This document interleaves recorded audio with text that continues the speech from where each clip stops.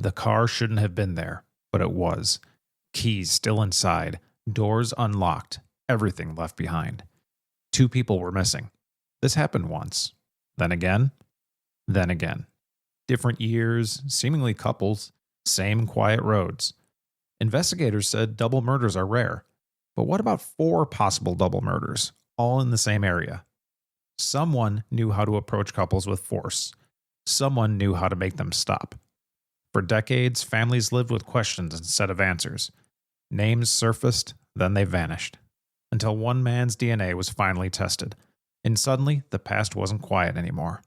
Because now the question isn't who did it, it's how long the truth was allowed to wait. This is the story of the Colonial Parkway murders. Hello, everyone. Welcome back to another episode with the Crime and Coffee Couple. My name's Allison. And my name's Mike. Hi, Mike. Hello. How are you? I'm good. Thank you for asking. Welcome. Welcome. Come on in, everybody. Come on. There's still plenty of room. Everybody, make sure all the seats are filled in the back. Gather in. We are the Crime and Coffee Couple. If you're new to us, I'm Allison. This is Mike. We've been married for 23 years. And we've been podcasting for 4. Yeah, we got a lot of new listeners, so we're thankful for all of you guys. And we are like just an independent little podcast. There's no huge network behind us yet. I mean, who knows? Or we got plenty of comments. People like, I thought you guys would have millions of subscribers. And you know what? The answer is not yet. No, we don't, but not yet because it's happening. So you're in on the ground floor. Welcome. And because of people like you, we will get to millions of followers or whatever it is. So one never knows. The only thing I can control is sitting in the seat and providing you with quality content. Yeah, quality information. And Allison studies her cute little derriere off. I'll tell you that much. She's gathered all sorts of information. So thanks for giving us a try. But we come at you every Sunday with a free episode and then bonus episodes on Wednesday, depending on your subscriptions, whether you're Patreon or Apple subscribing, whatever, what have you. So what's new with you? I don't know. Like I stayed up a little bit later last night. I was listening to a DJ because I'm 46 years old, and I guess that's what I do sometimes. One of our friends, our dear friends, is in Mexico City, and we're recording this, like pre-recording this. So the guy's name is Fred again, and she's really into this guy Fred again. He's a DJ, like techno music, a little bit of drum and bass, a little bit of everything. He's a cute little kid. She finds him adorable. He's 20-something years old. I thought he was in his 30s. Maybe 30. I don't know. But maybe I'm wrong. He could be. I don't know. I'm not into electronic music, so I wouldn't know. I'm also not into clubbing. That stays out till the 3 a.m. hour. Yeah, I'm. It ain't my cup of coffee. That's right. I love that type of music, but I also like heavy metal and 90s alternative and classic rock and all that kind of stuff. I get into a lot of different things. John Mayer is one of my favorite artists. I've talked about this before, but if I'm working out, electronic music's fine, but I would never sit in my car and listen to it. I love it in my car with a good sound system. I'm still such a 90s kid. I just love bass. I don't know. I don't have one of those 15-inch subwoofers or anything. I just got a nice little system, and I love a little bass every once in a while. All right, I'm not ashamed to admit it. When I do drive, I just listen to true crime podcasts. Yeah, well, that's there's different strokes for different folks, as they say. So I was talking to Mike yesterday. I was on Instagram and I was watching this thing, which now that I'm older, apparently I have no way of identifying what is an AI video and what isn't. Oh, no, you've lost it? Well, no, it's not that. Some of them don't look out of place. But there was this weird one, and this couple bolts up out of bed and they're talking about this dog hammock. And I'm like, what the hell is a dog hammock? Yeah, I just saw that. So I'm looking at the comments to see if it's going to explain what the hell a dog hammock is and why the dog would be stuck on said hammock. It wasn't a dog hammock. It was a floor hammock. Oh, a floor hammock. Their dog was stuck in the floor hammock in their bedroom. Okay, I was like, what in the world is happening in this video? Why is there fuzz flying throughout the room? But the main thing I saw in the comments was that everyone was like, what kind of a psychopath sleeps with socks on? And I was like, wow, I didn't know people felt so passionate about people sleeping in socks. And I am someone that I sleep in socks probably 363 days a year. What are the days you don't? If I wake up in the middle of the night, for whatever reason I'm hot, I might take them off in my sleep. Probably your perimenopause. Perimenopause. But I have my feet are always cold. I was laying on the couch yesterday when I was telling Mike this story. I'm like, I have socks on and a blanket and my feet are freezing. Yeah, I never sleep with socks, rarely with a shirt on, I would say. It's I don't think you're a psycho for that, but it sounds like you might be. My dad was asking me, he's like, do you want maybe pajamas for Christmas? Because again, we're recording this early, but I was like, no, I don't wear pajamas to bed. I just wear sweatpants and a t-shirt. Nothing sexy, nothing skimpy. Allison's very much like sweatshirt. Yeah, just like, baggy, which is fine. You look like you. Normally when I wake up in the morning, I go straight, I brush my teeth, wash my face, and then start my workout. We have a tonal system in our house that we've had since COVID. And so whatever I wear to bed, I could work out in. That's just always what I've done. I've never been a pajama girl. But so I just thought that was interesting how people are so passionate about people who sleep in socks. Why'd you bring up AI? Is it an AI video? Somebody said, oh, you can't tell this is AI? Well, I would imagine it is because like the whole idea of a floor hammock just doesn't make any sense. Basically, it was like in the floor, it's just like an empty like hole. Maybe it's like a hole to the bottom, like, the family room or something. Like if you were looking up, you could see a net. Yeah, exactly. Like a net. And their dog was like in a dog bed or something. They're like, oh, honey, we forgot our dog in the floor hammock. Why wouldn't the dog bark if the dog wanted to get in bed with you? Yeah, probably. Maybe it was whimpering. Who knows? But it was so weird. It was just a weird situation. The stuff like floating, it was definitely weird. People were like, are they in the upside down? Right. It totally, from Stranger Things, it would totally look like that. They were like, dust your house.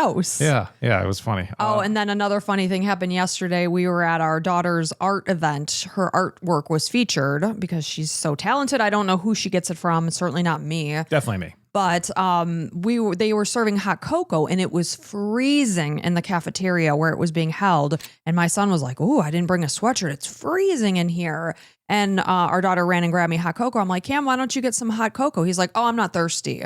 I was like, people don't drink hot cocoa because they're thirsty. Kids are. Can you imagine being like, oh man, I'm so thirsty. I could really go for some hot cocoa. Or coffee. Give me a nice cup of coffee. And I'm just like, and you're like burning your throat. You're such a weirdo. Yeah, it was.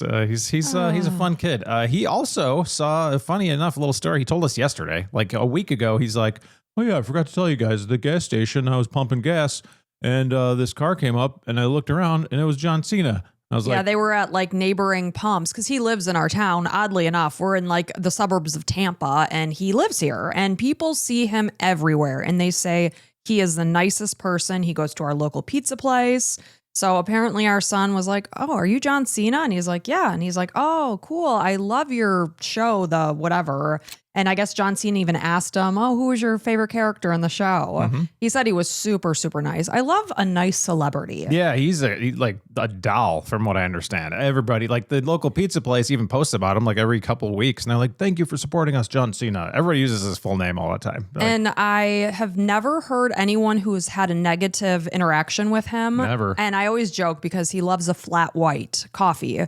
And I had messaged him about the local coffee place that's up the street from us. And I was like, oh, hey, John, you should check it out. Have you tried their flat white? It's really good. And I was like, it's so rude. He hasn't responded to my message out of his 21.4 million followers. And you asked our son, did you ask him about replying to my message? I was like, well, when you were at the gas station, did you say, hey, you didn't respond to my mom's Instagram message? His show called The Peacemaker just popped into my head. The Peacemaker. Yeah, everybody listening's like, it's The Peacemaker. It's The Peacemaker. Say it. I haven't seen it yet. I heard it's fantastic. So I just love a nice celebrity because I can't imagine, like, at what point in your career do you just think you're better than other human beings? Yeah. And you treat them like crap. It's got to get kind of annoying to a point at some point when you're like, just please leave me alone. But he just embraces it, man, and he takes it for what it is. Him and like The Rock just both seem like legit dudes. Maybe it's the wrestling thing because they had to show up for people and they had to like be part of the crowd, sort of. And you have to understand, like, without fans, you don't have a career. Right. But and I totally get it. Don't get me wrong. I think people need their privacy. They should be able to go and pump gas and be left the hell alone. I get that.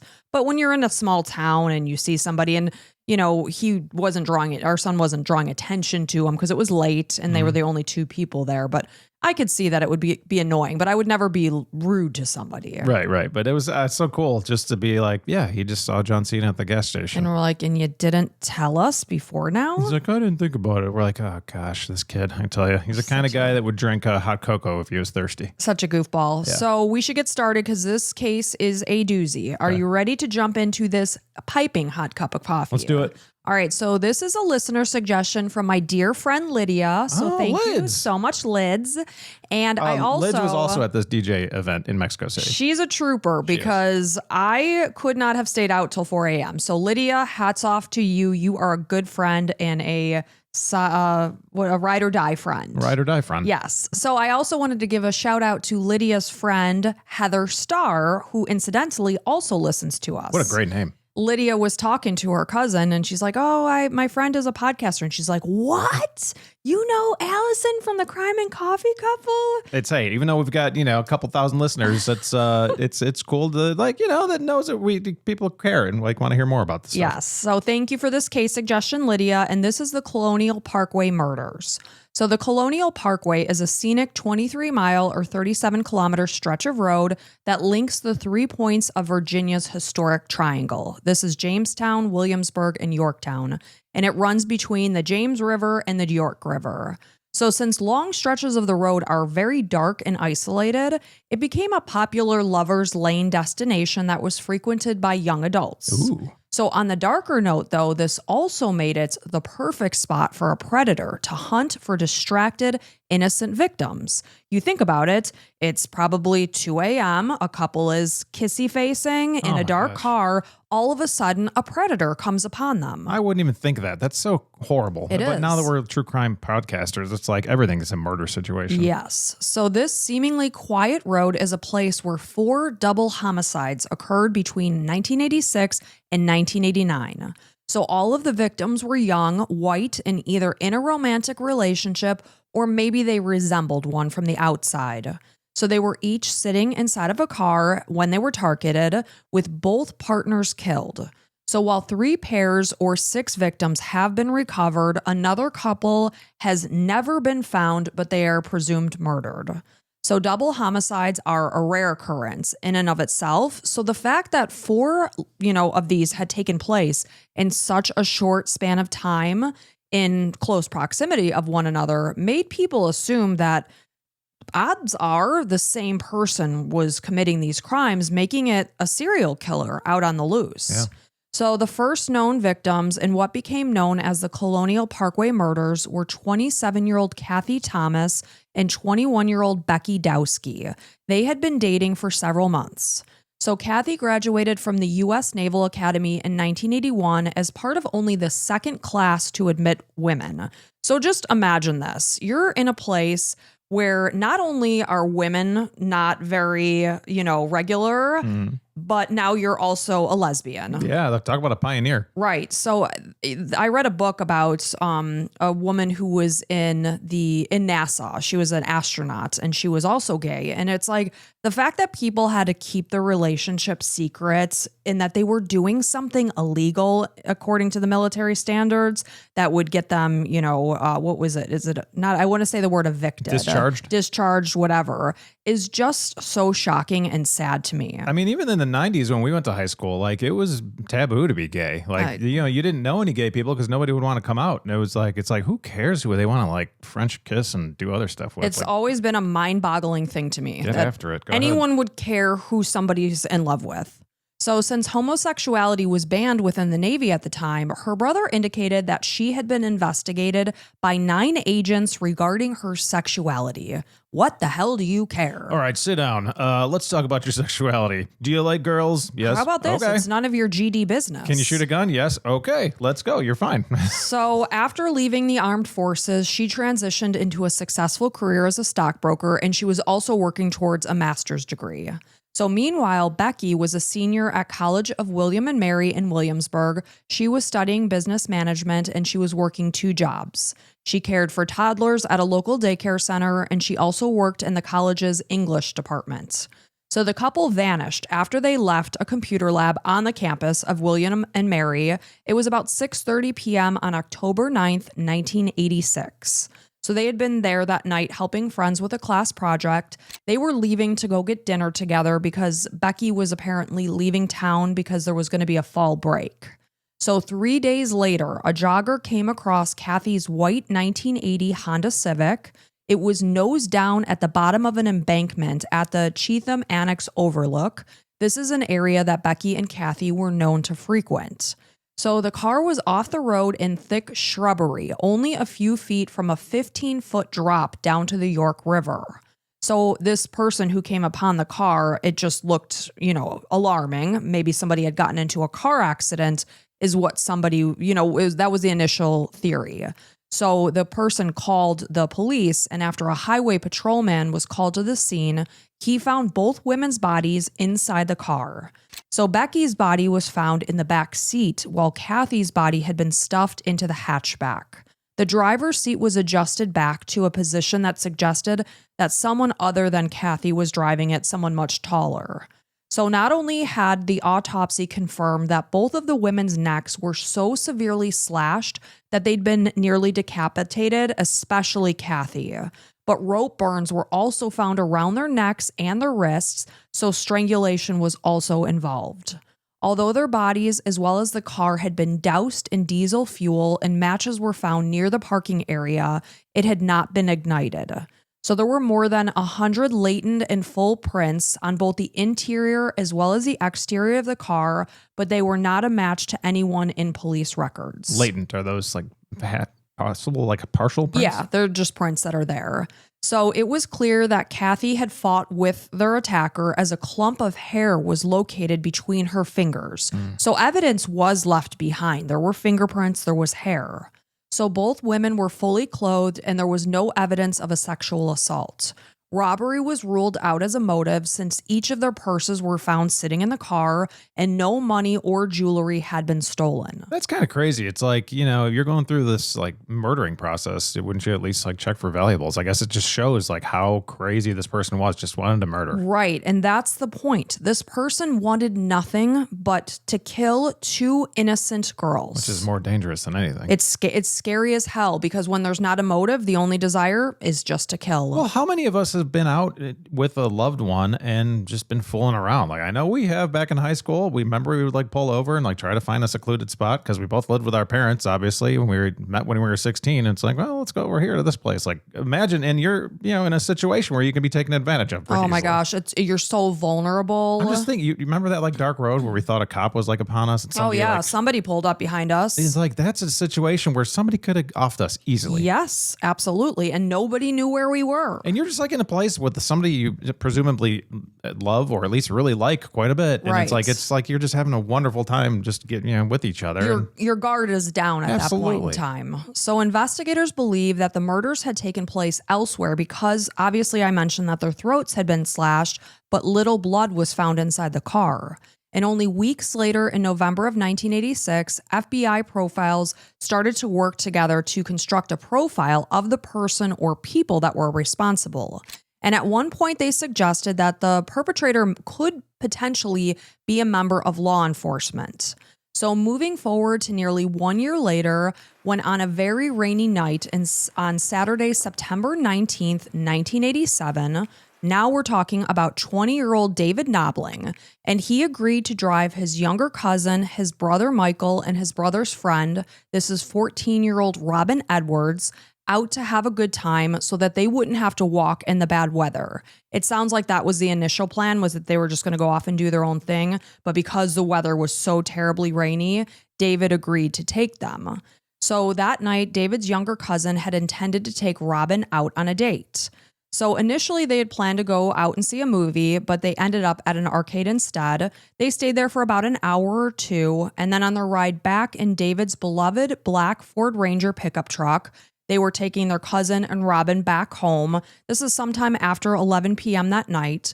The two boys chose to ride in the bed of the truck so that Robin wouldn't get wet, and that's very chivalrous. Mm-hmm. So this left David and Robin in the cab of the truck together for the 15 to 20 minute ride back to town. And this would have been the only time that they were alone together that night. They didn't know each other before this. So after David and Michael got back home, Michael recalled that David went outside to smoke a cigarette, and they sat there together until David stood up and told Michael that he was going out. So when they said goodbye to one another, this was sadly the last time Michael ever saw his big brother. So the next morning, the phone rings, and David's mom gets a call that her son's truck had been found abandoned at Ragged Island Wildlife Refuge, and this is just across the street from the James River. So an Isle of Wight Sheriff's Department, deputy, spotted it early Sunday morning, and it stood out to him. The truck was oddly parked, one of the windows was slightly down, the driver's side door was ajar, and the keys were in the ignition, the radio was playing, and the windshield wipers were actively going. So David's wallet was sitting right there in plain view on the dashboard, and there was clothing strewn across the gear shift, while shoes were on the floor of the passenger side. They did not belong to David. So when David's mom asked Michael, "Do you know who these clothes and shoes belong to?" he was able to say, "That belongs to Robin." So although each of the underwear were inside the truck, the pants, both of their pants, were nowhere to be found. So at this point in time, no one knew where David had gone the night before, who he had even been with. So, like I said, he was 20 years old. He stood up. He said, "I'm going out." They never knew where he went from there. Wasn't Robin 14? Yes. Really? So it turned out that David had been with Robin Edwards, and she had snuck out of her home that night, because we know that David brought Robin home. He dropped her off. Now we know he went back and picked her up. That was the first night they were meeting, you said? Yes. And he's 20, she's 14. Yes. Yeah. So for 2 days, the rain continued to pour down as police searched the James River, but there was no sign of David or Robin. No one knew where they were. So David's father, Carl Knobling, he went down to the river himself to search, and he was wearing waders and just trudging through the swamps and, the river for any sign of his son. So it wasn't until days later on Wednesday, September 23rd, when a jogger was out just running along the beach of the James River, and he spotted Robin's remains lying face down. And only minutes later, David's body was also found. Meanwhile, Carl, David's father, is actively out there searching. He's just further down the beach, maybe 50 yards away. 50 yards? That's it? Yes. Oh my gosh. When he heard the devastating news that his son's body was found. I mean, 50 yards, you could see that like easily. Yeah, I don't know what kind of shrubbery and brush there was that was concealing them. No, I'm just saying, like, he's right there. Right. So like Robin, David was also lying face down, and both victims had each been shot. David twice, once in the back of the shoulder with a bullet that was angled up, and the other shot to his head. Robin had also been shot once in the back of the head, execution style. So both victims were partially clothed. Robin was wearing her jeans that were unfastened. Her bra was up around her neck. So despite the fact that she was underage and only 14 years old, it was presumed that she and David had a sexual encounter while they had been parked at Ragged Island that night. And I mentioned that both of their pairs of underwear were in the car, so she obviously put her jeans back on when whatever happened. So sadly, their devastated families learned that their bodies had been recovered while they were watching the news. That's how they found out. Robin's family and David's, obviously Carl was down at the site, but David's mother and his brother learned that their bodies had been found while they were sitting there watching the news. And they were absolutely horrified that authorities hadn't notified them before this information reached the media. Yeah. So according to her family, Robin was an 8th grader who was far more mature beyond her years due to the experiences that she'd endured. She was a fearless spitfire, and she had run away from home several times in the past. She struggled with her mental health, and she was prone to reckless behavior, even though she was as young as 14 and in 8th grade. That's exactly the age of our daughter. So although her family worried that maybe she had gotten hurt, maybe she, snuck out the window and did something foolish and drowned or something like that, never once did it enter their minds that she could have been a victim of murder. In the months before her death, she started therapy. She was really working on getting herself back on track. She had really been in the process of turning her life around. And now her family was only left to wonder, what kind of a person would she have grown to be? Because yes, she struggled a lot, but she was like a really, truly good person. So David, who lived in Hampton while he was working for his father's landscaping business, he had a long-term girlfriend who actually recently discovered that she was pregnant with his child.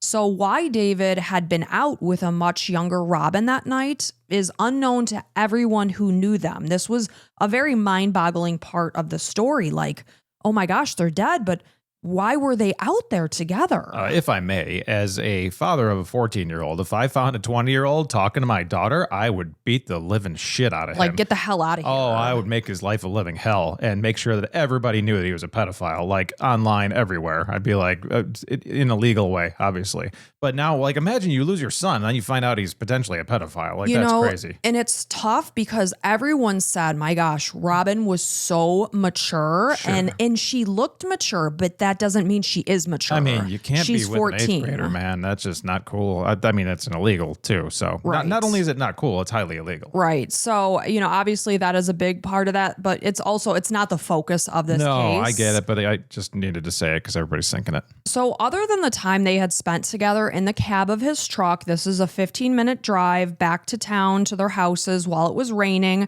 That's the only time they had ever been alone together. So obviously, while they were riding in the car together, the truck together, they were clearly having some chemistry and they're talking, and they must have arranged a meetup later that night, hence why David left and picked Robin up, who snuck out of her house. Which is interesting because this is 1987. There's like no text messages back and forth. It's just like there must have been a spark there. Yes, and they must have quickly arranged a meetup. So Ragged Island, where David's truck had been found, was said to be a really rough area with a gritty reputation, especially at night because it was very poorly lit and isolated. So basically, with it being darkness, if there weren't lights on the headlights or whatever, it was pitch dark.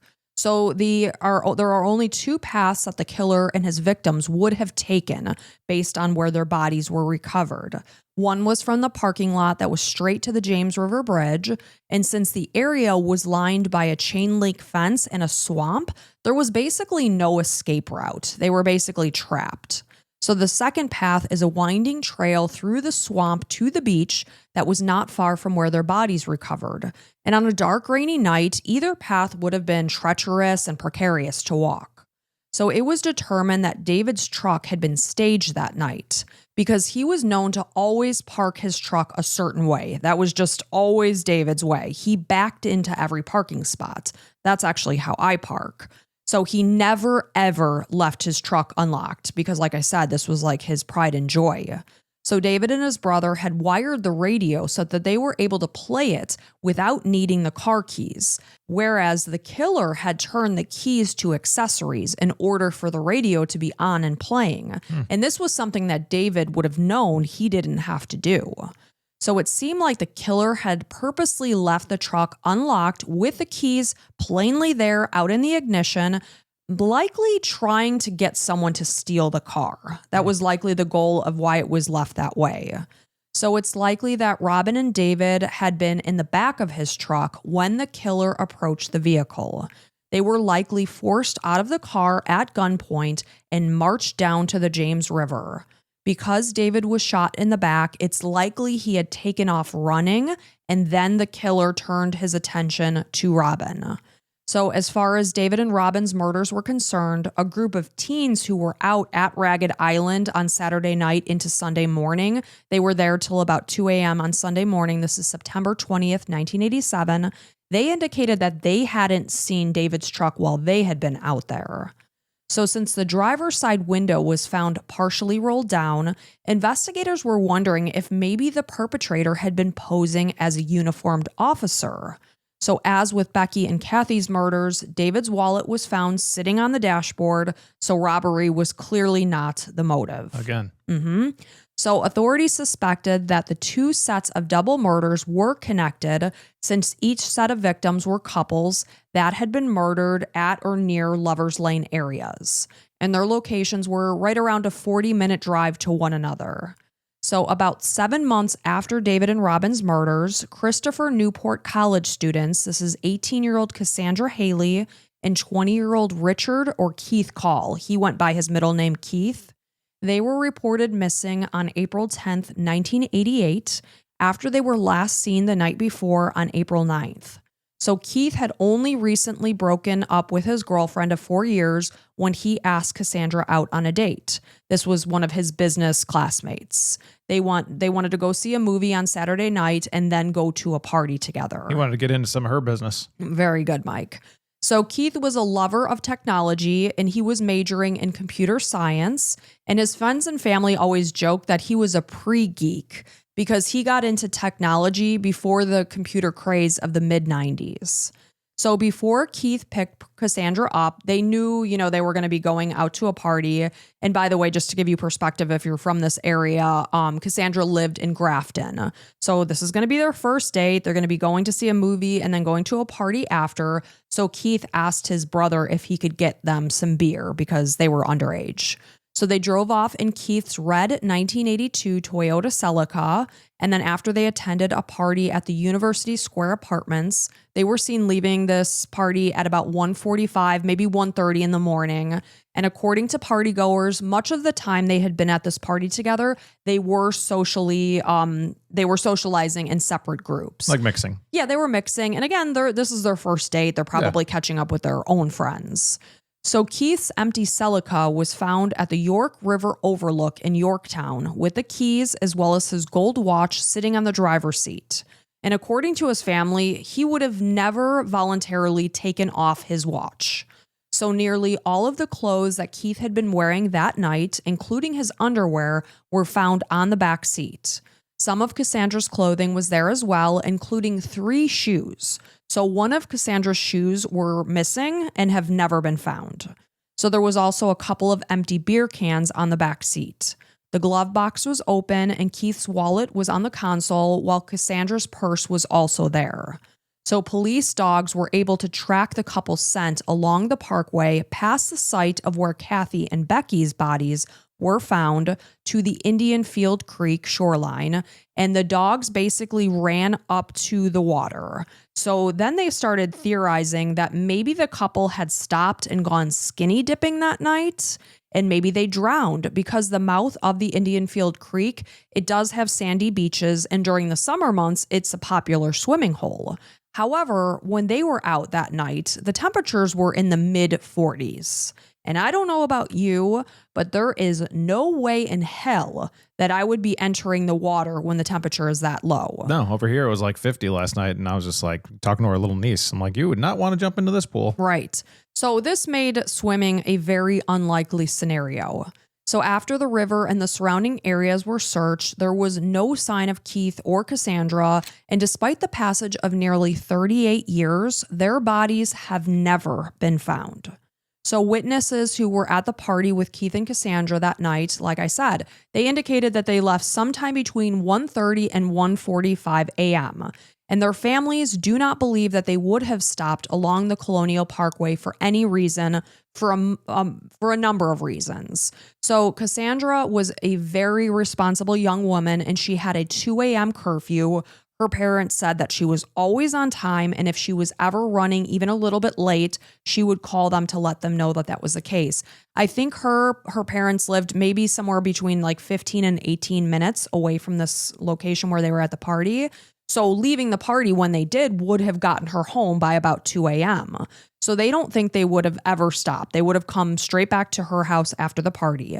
Not only that, but Keith's family was aware of the fact that he was very uneasy even driving along the Colonial Parkway, let alone stopping along this location, because he was very well aware of the recent murders that had taken place. It sounds like me. Like I would probably avoid it 100%, Right. Especially with a girl. Right. So, and especially, that the 2 double murders that had taken place were people that were out on dates. Yeah.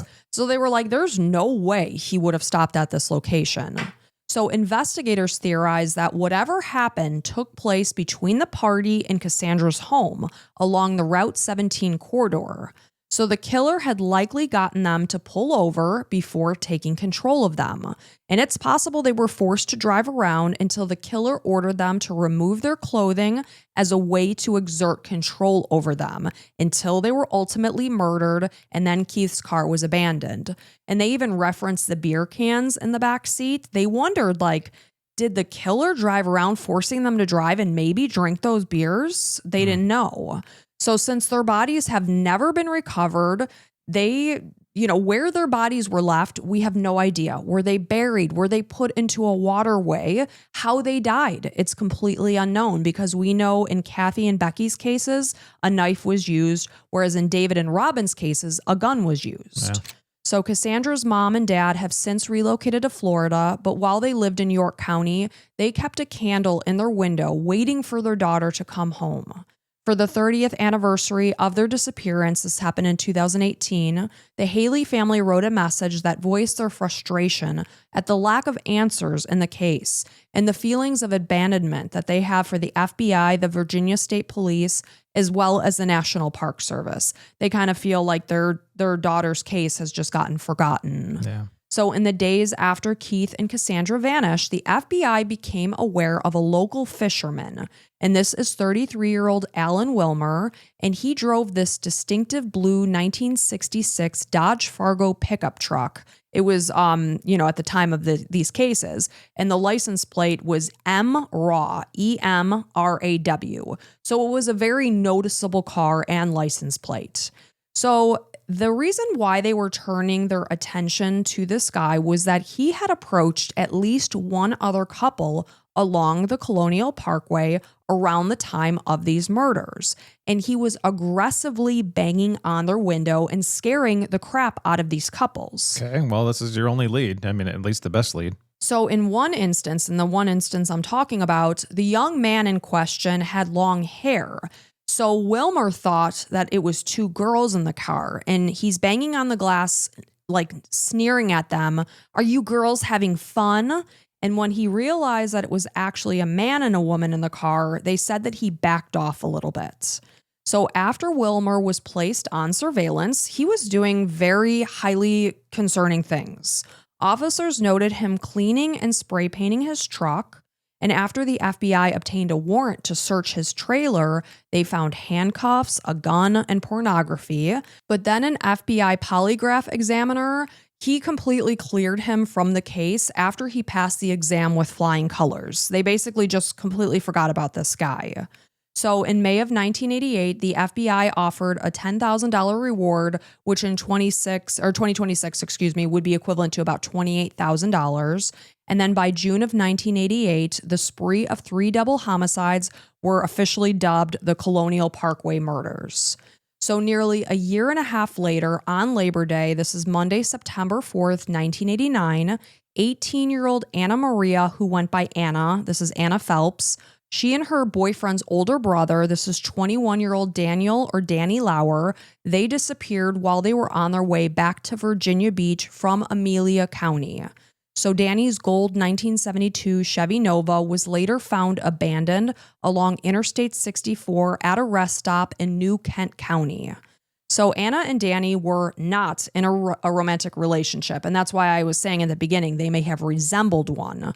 But because she and Danny's brother, this is Clint, they lived together, they were young, and they were struggling financially, Danny agreed to move in with them to start helping with their monthly payments.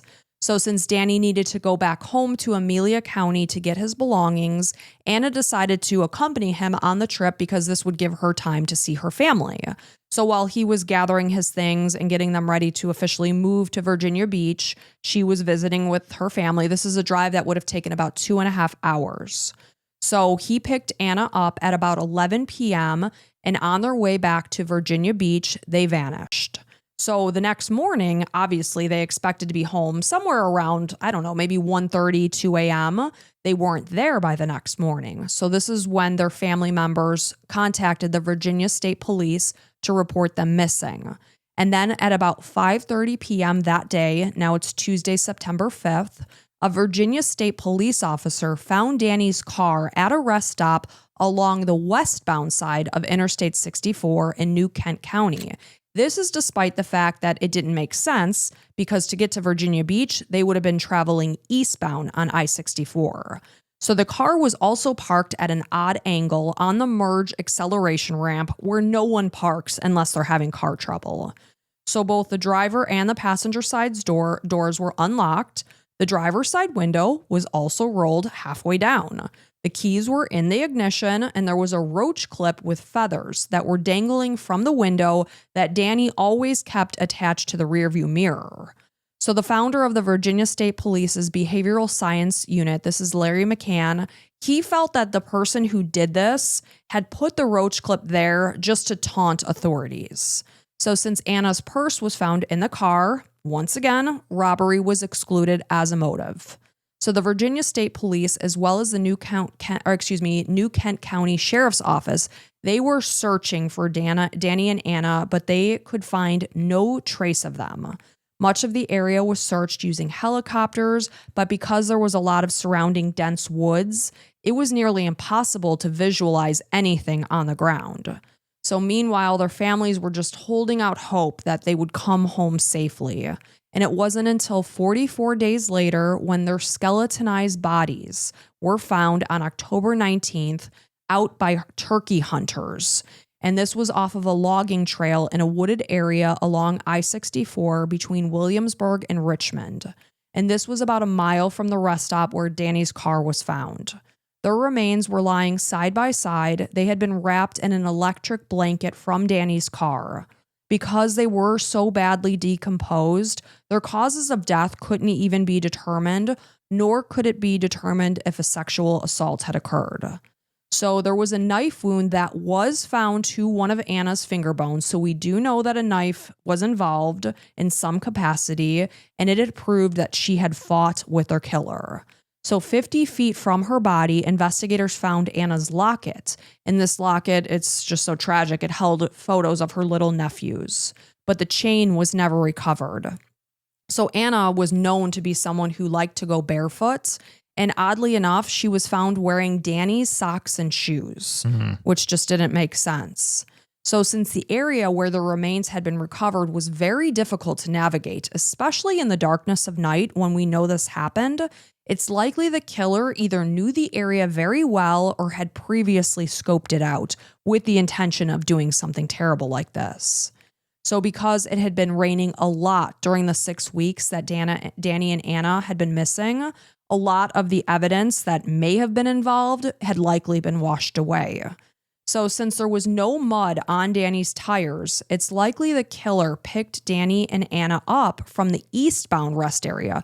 That's the area they would have been heading. They drove in his car to the wooded area where the remains were ultimately found. This person murdered them and then left their bodies before going back to the rest area and moving Danny's car to the opposite side of the interstate. Why they would do that? Maybe just to cause some confusion. Yeah, this guy just seems to be playing with them. Playing with people. So the killer then took the electric blanket from Danny's car, went back to the crime scene, covered the remains, and then left. And as with David's truck and Keith Selica, the keys were sitting out there out in the open, probably so that someone would be tempted to steal the car. So of the 4 sets of double homicides, this crime scene was the farthest from the Colonial Parkway, but it was a relatively short drive to each of the other crime scenes. Many people question whether Annie, I keep wanting to call them Annie and Dana. This is what my brain does. So many people were questioning whether Anna and Danny's cases were tied to the others, including criminal behavioral specialists from the FBI as well as the Virginia State Police. So 2 weeks after Jewel Phelps buried her daughter, investigators had given her a box of Anna's belongings, and they had all been analyzed. And Jewel, this is Anna's mom, she was obviously grief-stricken and devastated, and she took this box and she just put it up somewhere. And it wasn't until more than 20 years later in 2010 when her relatives started going through these items. And they found that there was a letter inside that Anna had written herself. It was undated, and it indicated that she was planning to meet someone in a blue van at a rest stop. And the note not only named the person, but it also provided a phone number. However, I will tell you, I scoured the internet and law enforcement has not released the details of who was named in this letter. So at the first crime scene where Kathy and Becky had been murdered, Kathy's wallet had been removed from her purse as if she was taking it out to maybe show her photo ID to someone who was coming upon their car. It might be a law enforcement officer. So the window of David's truck was slightly down, as was the driver's side window of Danny's Nova. This suggested that the killer may either have been a member of law enforcement or was just posing as one, because we've done cases where people have done that. In Keith and Cassandra's murders, the glove box in Keith's Celica was found opened as if he was going in there to potentially get his registration out. So this would explain how the attacker was able to easily approach their victims and subdue them. So another theory was that the killer was maybe a fisherman. So in the first set of murders, a piece of nautical line was found caught up in Kathy's hair. Not only that, but diesel fuel had also been doused on their bodies as well as Kathy's car. This was suggesting that maybe the perpetrator purchased the fuel at a gas station for the use of a boat rather than directly from a marina. This is something that was common among the fishermen. I don't know if it was cheaper to get it at a place elsewhere from the marina, but that's what a lot of fishermen did. And not only that, the knife that was used to slash their throats had nearly decapitated Kathy. So this was also, fishermen were known to have very, very sharp knives on them. So David and Robin's bodies were also found on the banks of the James River, while Cassandra and Keith's scents were tracked by dogs to the end of the York River. Maybe a boat was involved in these cases. Maybe the person had taken a boat out and come upon them on foot that way. So in September of 2009, nearly 80 graphic photos were leaked when it was discovered that they had been used inappropriately in training sessions that were run by a private security company. So a former agency photographer who has since died, he took copies of these photos when he retired. And the photos were internal evidence that were not intended for public viewing. And the leak caused significant distress to the victims' families. So with this, authorities vowed to resume and restart the investigation. Yeah, because they screwed up and allowed these photos out somehow. Or I guess they didn't allow it, but hired somebody that took them that out. Did. So the point is they were basically saying, well, as an apology, we will start to renew this investigation. Okay, we'll take it seriously. So it wasn't until January 8th, 2024, this is more than 36 years after 20-year-old David Knobling and 14-year-old Robin Edwards were murdered in September of 1987, when the Virginia State Police and multiple law enforcement agencies announced that they had a suspect for their murders. So this was Alan Wilmer Sr. So he was linked to David and Robin's case through DNA evidence. Wilmer was the guy that was the FBI suspect only days after Keith Call and Cassandra Haley vanished in April of 1988, but he was completely cleared from the case after he passed that polygraph exam. So because Wilmer had no felonies on his criminal record, his DNA was never obtained and entered into the CODIS database. Well, you had a search warrant. Why not take it? Or maybe you're not allowed at that point? I don't know. If you have probable cause, you can take his DNA. So it wasn't until December 15th, 2017, when he died alone in his Virginia home at 63 years old, when his DNA was obtained for identification purposes. His body was found a month after he died, so it was significantly decomposed. So in order to conclusively say that this was him, they had to take his DNA. So with a fresh look at the old cases, authorities started to look into Wilmer as a suspect when they realized that he was dead. They legally obtained his genetic material and submitted it to the forensic science department to compare it to the evidence that was collected at the murder scenes.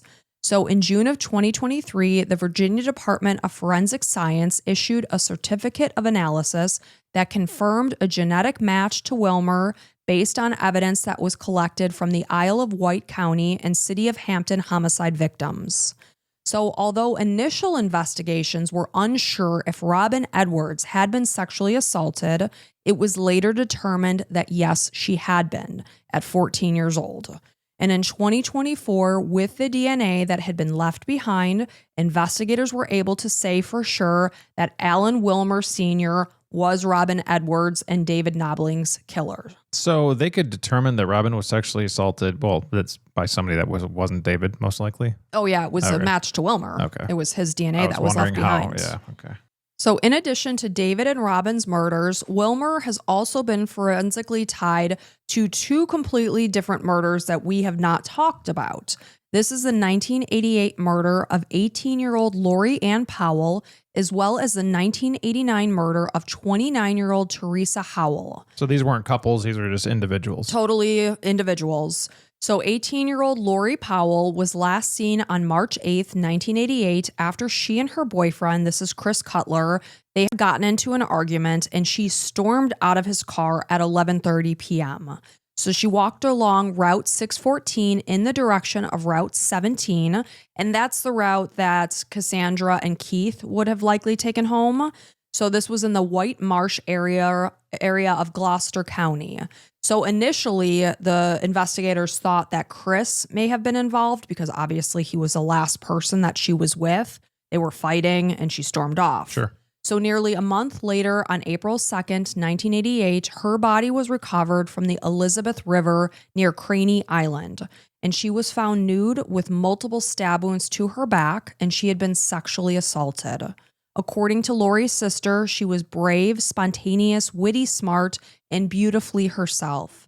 She was a firecracker who spoke her mind, she followed her heart, and she had never apologized for just being herself.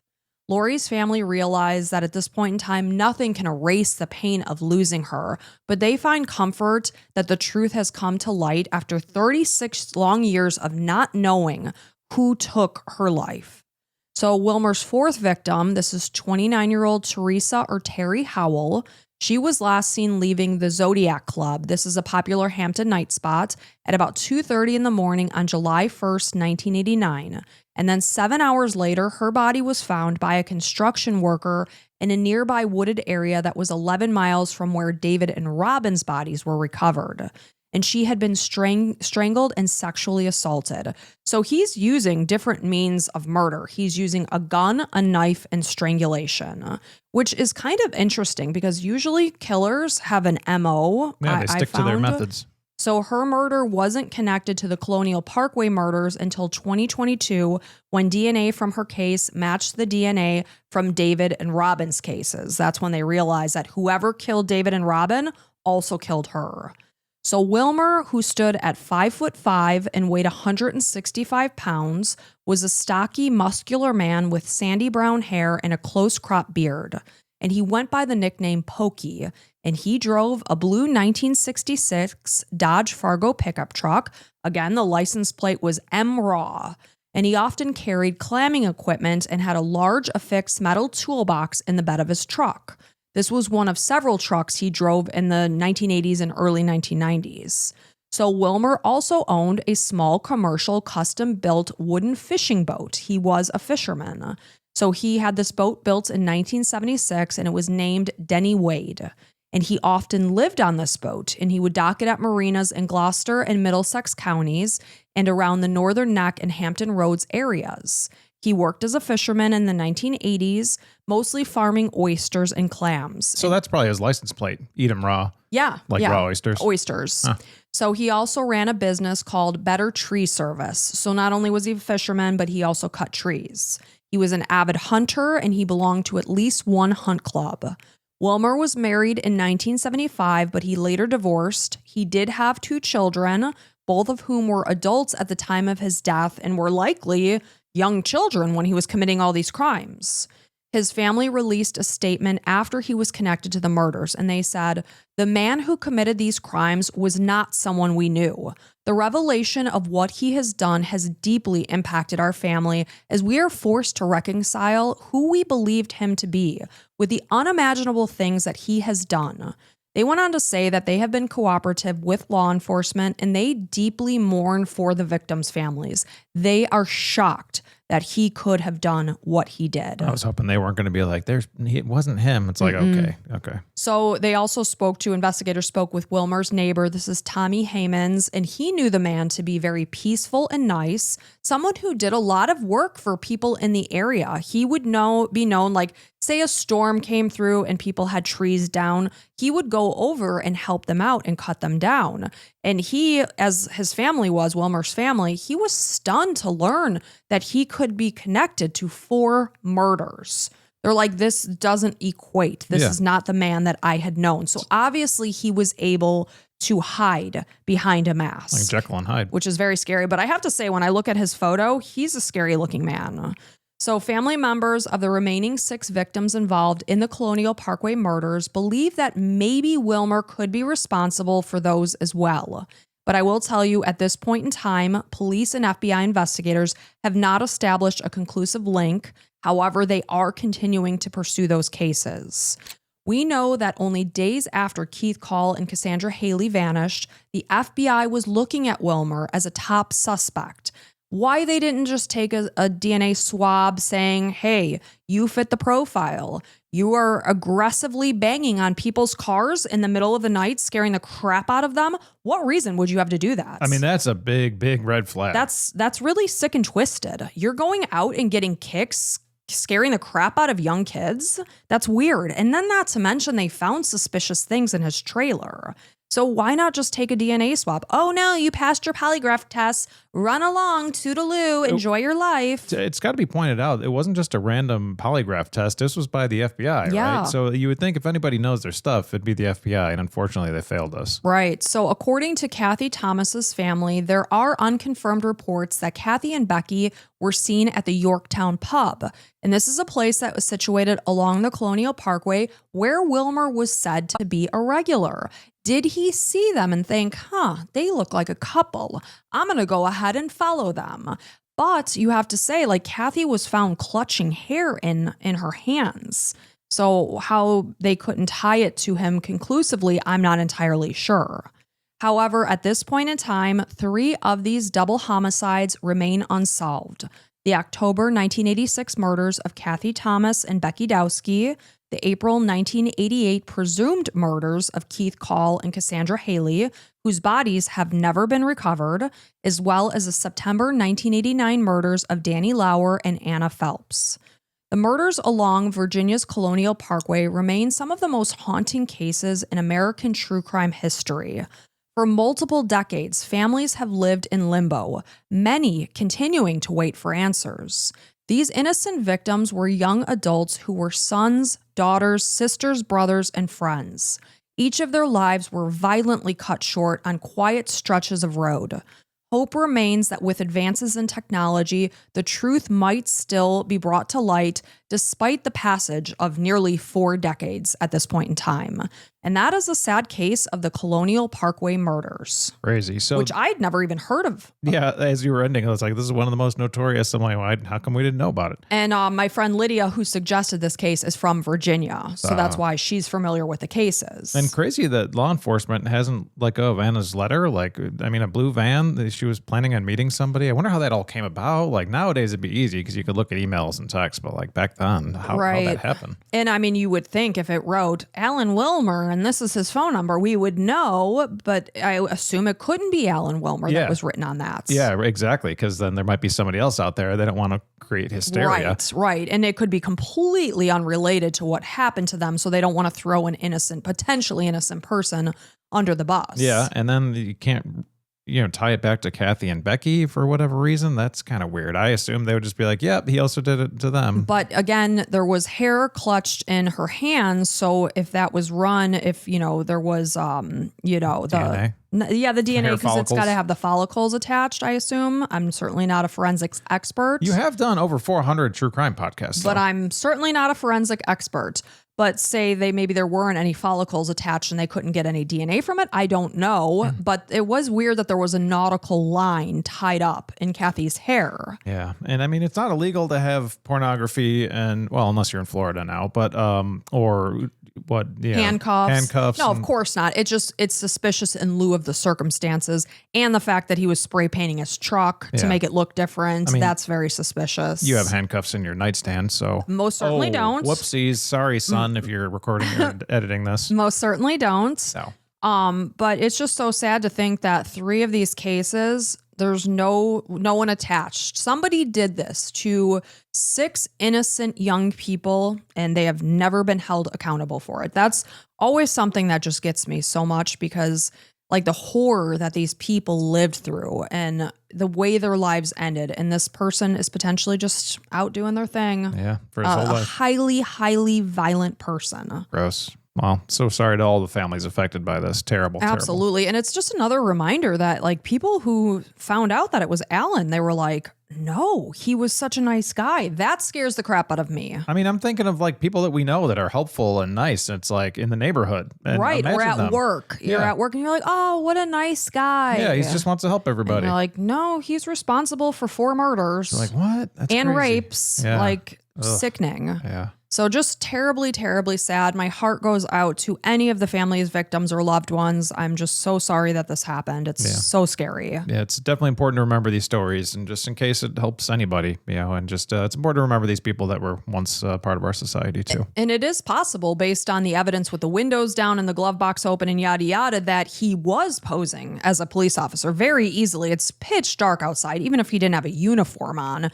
If he shined a flashlight in their face and said police, you know. But also you would find some kind of police stuff, like a police badge in his house. He might not have even had anything to, it could have just been that it was dark outside and he's shining a flashlight in people's face saying police. Right, that's true. So, and then that's another thing too. Like, you have the legal right to go pull off at a safe location. You don't have to pull off where a police officer is shining their lights on. Yeah. You can get yourself to a safe location before doing so. And you can call 911 if you don't believe it's a police officer. I mean, they do it. Like, we got to take advantage of our safety and stuff. And if you think somebody might be posing as a cop, call 911 and say, I would just like some backup just in case this isn't, you're within your right to do so. Right. And we were even talking to our daughter and her girlfriends about, our natural instinct is to want to be polite to people. But if you have that sense inside of you that a red flag is rising, something doesn't feel right, trust your gut instinct and don't freaking worry about hurting someone's feelings, because your safety is of the utmost importance. Yeah, absolutely. Think yourself first. It's okay to be selfish in those situations. F politeness, as I say. Because really, your gut instinct is, oftentimes right. Yeah. And even if it's not, what's worst case scenario? You got to weigh the pros and cons. It's like if the con is any kind of bad thing, something terrible like a murder, then go ahead and go with the pro of just getting the heck out of there. That was always my problem when I was a teenager. I always wanted to be polite to everybody, don't hurt anyone's feelings. And there were times when I was like, something doesn't feel right about this. Yeah, and odds are it's probably not going to be a terrible situation, but better safe than sorry. Absolutely. But thank you guys so much for being here with us. We appreciate each and every one of you. Share our podcast maybe with a friend. If you know someone that likes true crime, pass us along. Yeah, if you want us to get to 1 million, we got to do this together, folks. Let's do it. So we appreciate you. Every Sunday, come at you with a free episode. Every Wednesday, there's a bonus episode. Go ahead and look on Patreon or Apple subscriptions. It'll explain the situation. So, and until next time, bye.